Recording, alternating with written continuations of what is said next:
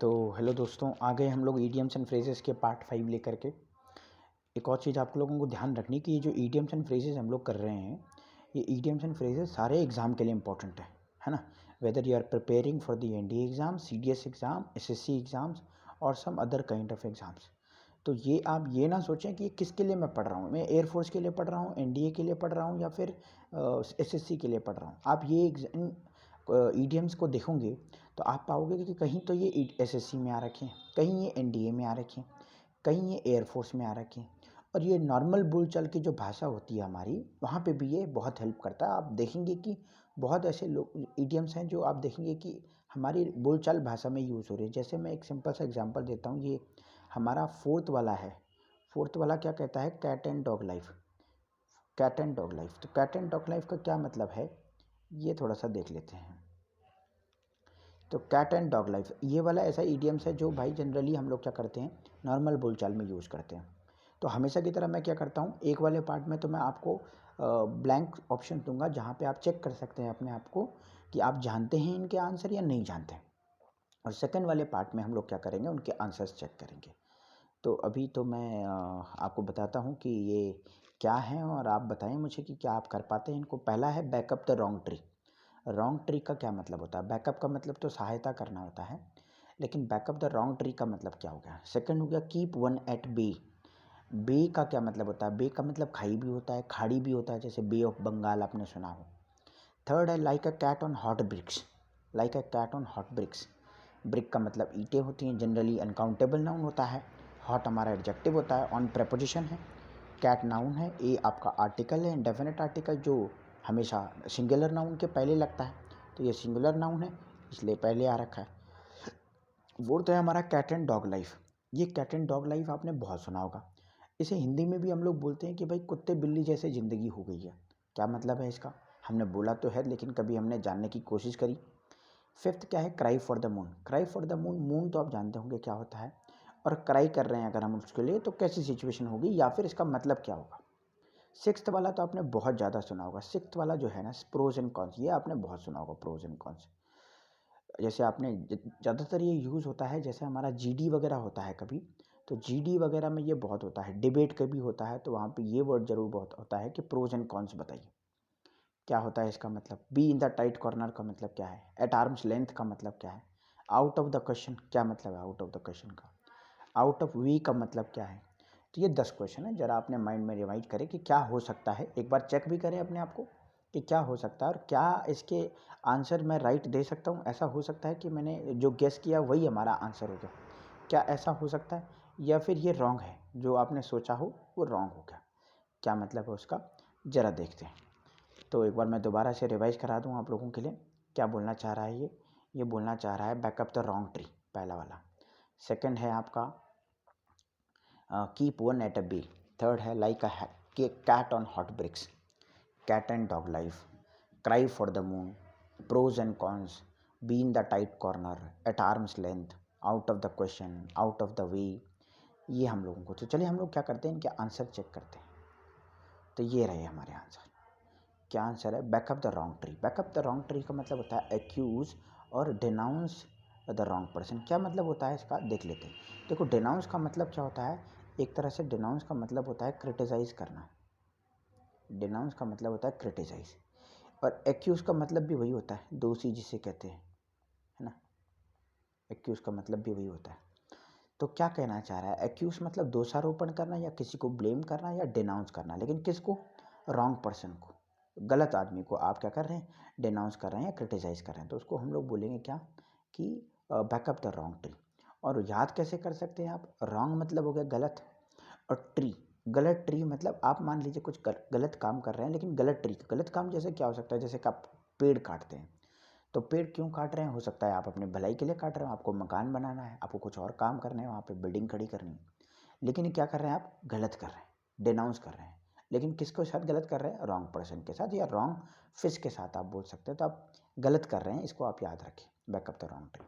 Keep one at a bay मतलब होता है keep one at a distance.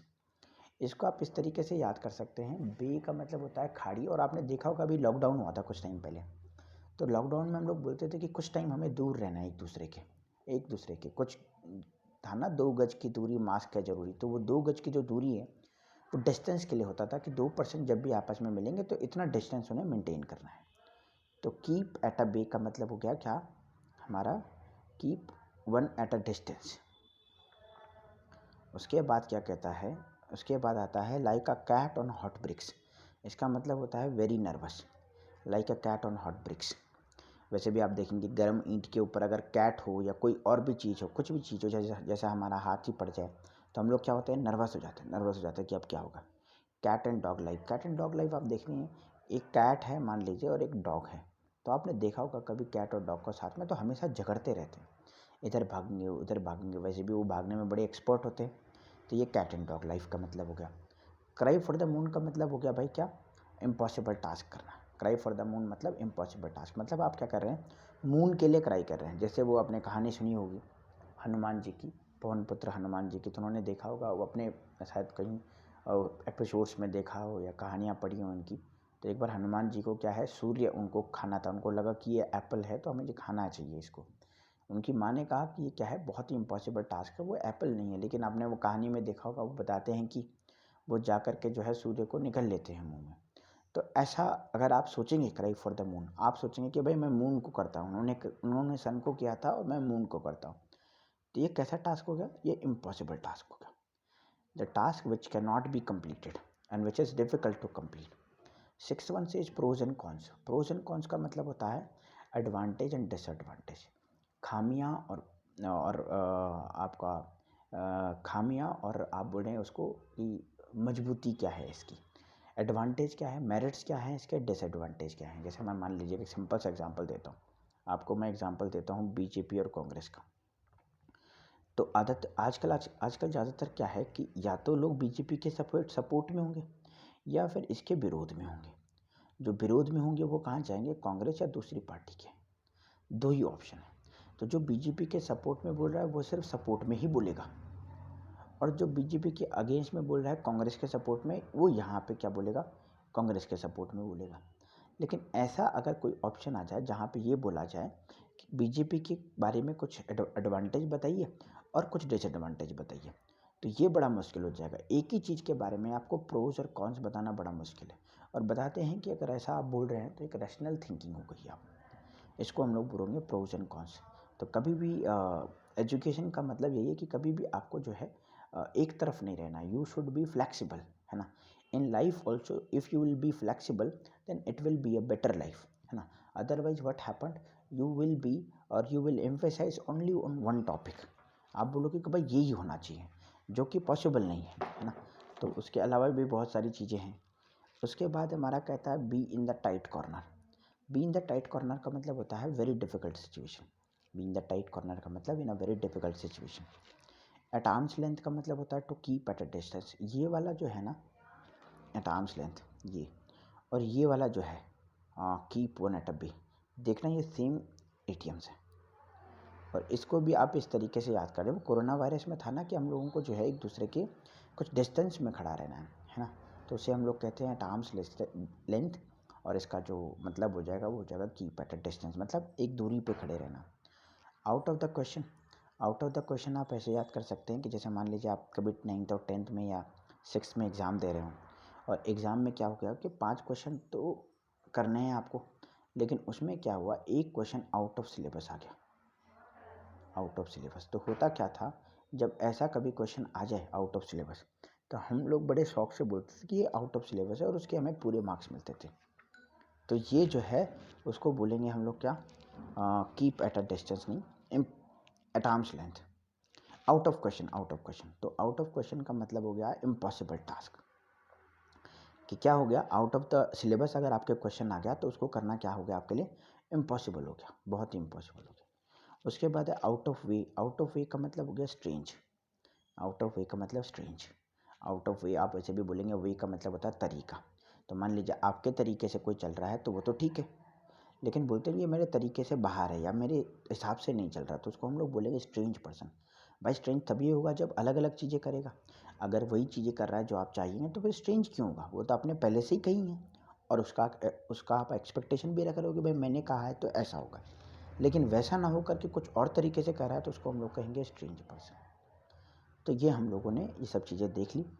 एक बार मैं क्या करता हूँ, दोबारा से हम लोग पीछे चलते हैं। क्या अब हमें पता हुआ? तो ज़रा देखें। देखो मैंने कहा था कीप वन एट अ बे, ये वाला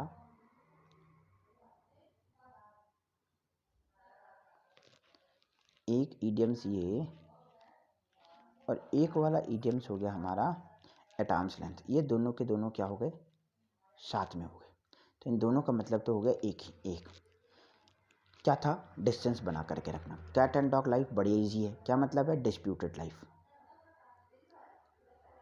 है ना, डिस्प्यूटेड लाइफ। चलो आपने बोला ये भी ठीक हो गया। क्राई फॉर द मून क्या हो गया? क्राई फॉर द मून का मतलब क्या होता है? क्राई फॉर द मून वही जो हम लोग बोल रहे थे। आप मून के लिए अगर क्राई कर रहे हैं, मून के लिए रो रहे हैं कि भाई मुझे चंद्रमा चाहिए, तो ये क्या है? इम्पॉसिबल है, इम्पॉसिबल टास्क। ठीक। प्रोज एंड कॉन्स हम लोगों ने बोल दिया भाई क्या है? Advantage and disadvantage. ठीक। और आउट ऑफ द क्वेश्चन, वही आउट ऑफ द सिलेबस आ गया, तो ये कैसा हो जाएगा? इम्पॉसिबल। वही वाला ये जो हम लोगों ने किया। आउट ऑफ वे मतलब मेरे तरीके से ना चल करके कुछ और तरीके से चल जाएगा, तो ये क्या हो जाएगा? स्ट्रेंज बन जाएगा। Back up the wrong tree, तो आप क्या कर रहे हैं? गलत चीज़ को क्रिटिसाइज कर रहे हैं, है ना। रॉन्ग मतलब गलत। देखो कैसे याद हो गए। एक बच गया बस, like cat on hot bricks. तो हॉट ब्रिक्स के ऊपर अगर कैट होगी तो वो कैसे होगी? वो नर्वस होगी। या मान लीजिए हमारा हाथ जो है हॉट ब्रिक्स पे पड़ जाएगा, तो कैसा हो जाएगा? नर्वस हो जाएगा। तो चलो हम लोग आज की क्लास यहीं पे रखते हैं। आई होप कि आपको समझ में आया हो। तो चलिए, थैंक यू सो मच आज के लिए।